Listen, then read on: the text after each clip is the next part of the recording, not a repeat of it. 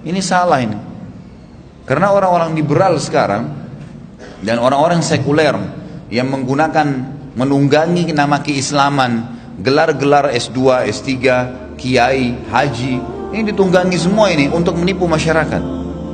Akhirnya kesannya dengan profesor, doktor, atau dengan kiainya, maka dia boleh menyampaikan fatwa semaunya. Ini bagaimana caranya nih? Bukankah di Indonesia kita temukan banyak kiai yang ngawur, saya katakan ngawur luar biasa. Bagaimana bisa ada orang yang mengaku kiai lalu mengatakan orang pelihara jenggot itu makin panjang makin goblok? Ini bagaimana ini dianggap seorang alim? Dari mana alim, dari mana ini? Walaupun gelar titel S3-nya ada, percuma.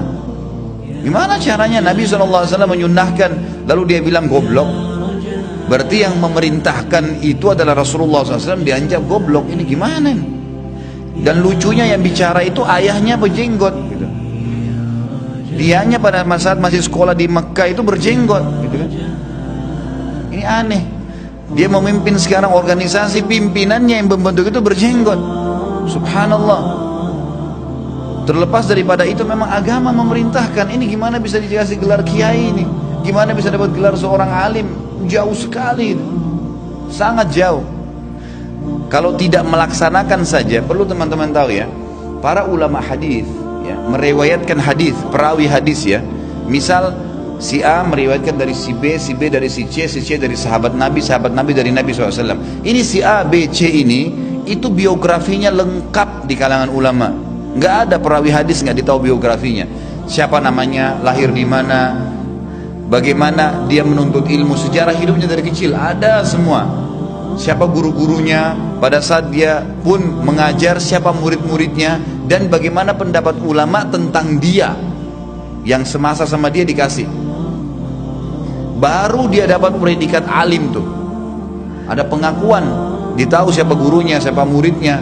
Dan kalau ada perawi hadis ya, orang yang sudah dianggap ilmu hadisnya sudah bagus, bisa menyampaikan tentang Nabi SAW, pernah makan berdiri saja, makan berdiri makruh hukumnya ya.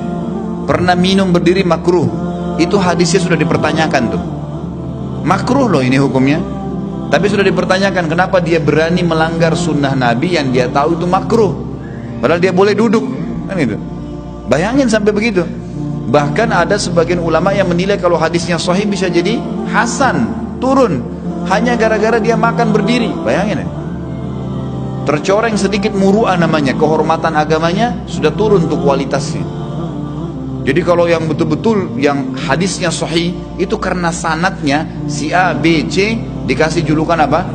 Thiqatun, terpercaya, nggak pernah dusta seumur hidup. Thiqah itu namanya. Thiqah itu terpercaya. Dari kecil sampai dia menjadi ulama sampai mati nggak pernah dusta seumur hidupnya. Itu baru namanya thiqah. Thabtun, dikatakan thabt itu betul-betul menguasai apa yang dia sampaikan dari Nabi SAW per letter sama. Hafalannya nggak pernah meleset. Hafidh, menghafal dengan sangat kuat. Harus berkumpul padanya itu. Itu baru dianggap seorang alim tuh. Ini subhanallah, baca Quran aja belum tentu benar. Orang baca hadis aja asal ngomong saja. Bukan cuma itu, ngolok-ngolok hadis. La ilaha illallah. Ini bagaimana ini? Inilah yang membuat umat Islam di Indonesia ini jadi tambah terpuruk. Kalau orang seperti ini memimpin, bagaimana? Muncul lagi istilah ada Islam Nusantara. Ini orang-orang yang pelihara jenggot, orang-orang yang terapkan pakaian-pakaian seperti pakaian Muslim, pakaian negara Arab, itu Islam, itu Arabisasi, dia bilang. Arabisasi, itu bukan Islamisasi, bukan mengislamkan orang tapi mengarabkan orang. Subhanallah, gimana bisa? Nabi kamu orang apa memang? Orang Arab memang, kan itu. Allah sudah takdirin begitu. Jadi kalau kita mencontohi pakaian yang ada sekarang dan merupakan simbol Islam, tidak ada sesuatu yang jadi masalah situ. Apa masalahnya? Tertariklah kemana-mana, termasuk cadar itu adalah tradisi orang Arab, termasuk ini. Jadi ditariklah. Kita ini orang Nusantara harus sendiri punya Islam. Kalau gitu semuanya diganti nih. Kalimat la ilaha illallahnya, azannya nanti diganti bahasa Melayu, semua nih. Al-Quran diganti bahasa Melayu. Jadi nggak usah ngaji pakai alif lam mim dzalikal kitab, jangan, pakai bahasa Indonesia aja. Dan itu sudah terjadi di Turki dulu. Di tangan Kamal Ataturk ini mau ditarik ke Indonesia nih. Dia mengubah azan jadi bahasa Turki, dia mengubah semua dari bahasa Turki, semua berubah nih total. Orang jauh dari Islam.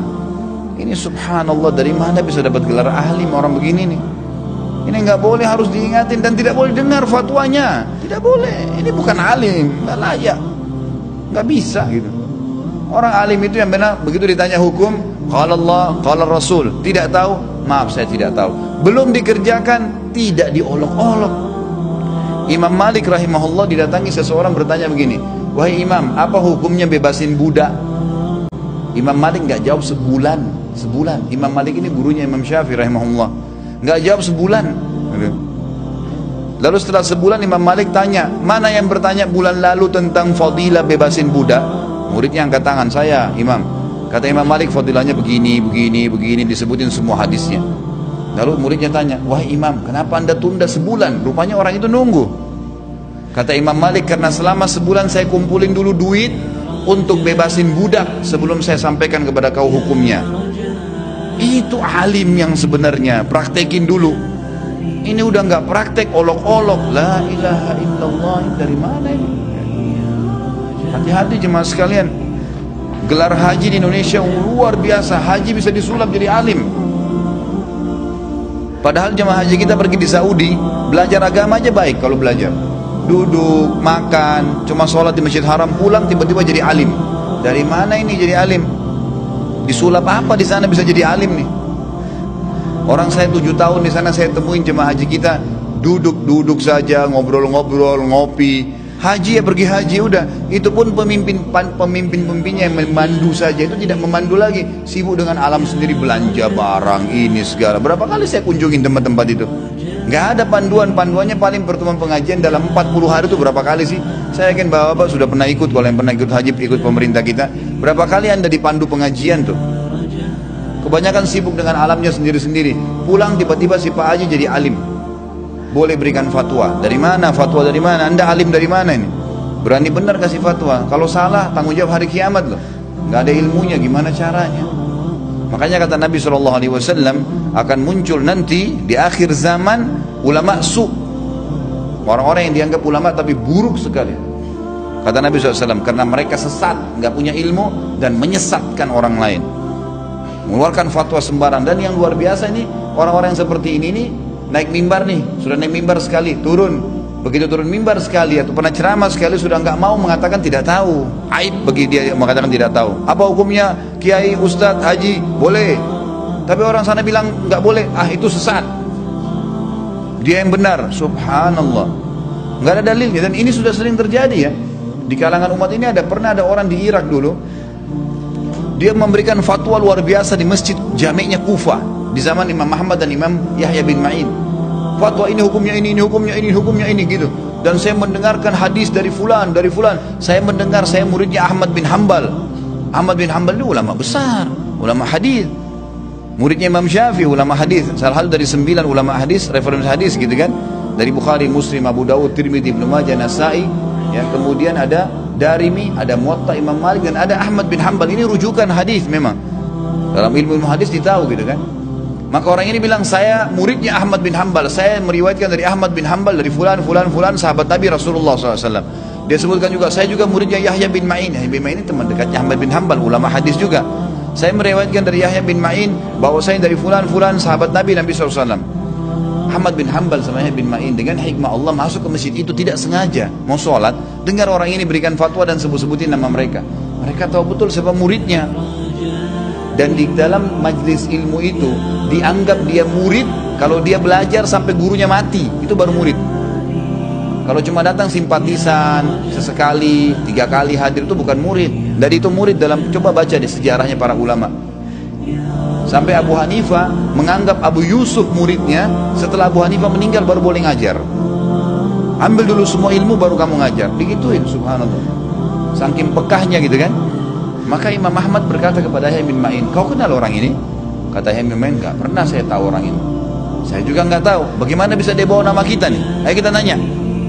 Datang Ahmad bin Hanbal sama Yahya bin Ma'in kepada dia, hai fulan, kau kenal Ahmad bin Hanbal? Oh iya, guru saya. Yahya bin Ma'in bilang, kau kenal Yahya bin Ma'in? Dia bilang, iya, guru saya. Pernah ketemu. Ahmad bin Hanbal bilang, saya Ahmad bin Hanbal. Yahya bin Ma'in bilang, saya bin Ma'in. Kami nggak pernah kenal kau siapa. Di depan orang di masjid nih. Karena dia sudah terlanjur sampein fatwa ngawur. Maka dia karena malu dia mengatakan, apakah Ahmad bin Hanbal dan Yahya bin Ma'in cuma kalian saja? Masih bela diri, sudah salah masih bela diri. Ini tanda kejahilan ini. Orang alim itu kalau salah disampaikan, oh iya saya salah nih, kembali. Oh iya saya salah, ada dalil lebih kuat, tinggalkan.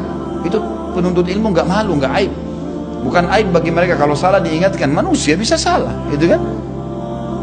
Saya pernah sampaikan salah dalam menyampaikan. Saya pernah menyebutkan nama Ibnu Sina dalam ceramah saya. Lalu saya sempat mendapatkan informasi dari salah seorang ikhwah, ini Ustadz kayaknya orang ini begini nih, dia Syiah Rafidhi. Saya baca datanya ternyata benar. Saya perbaikin tuh. Bukan aib. Saya bilang saya minta maaf karena saya keliru dan saya istighfar kepada Allah. Saya tarik perkataan itu dan saya akan edit ceramah saya. Bukan aib itu, salah memang. Kita penuntut ilmu, saya dan bapak-bapak dan ibu sekalian lagi menuntut ilmu. Saya juga bukan seorang alim, saya juga lagi belajar. Kita lagi belajar sama-sama, bisa salah gitu kan. Tapi penuntut ilmu nggak boleh menutup dirinya untuk membenarkan kalau salah. Itu biasa, wajar itu, gitu kan. Malah kalau dia sombong tidak akan bisa menerima ilmu, mustahil. Harus paham nih, gitu kan.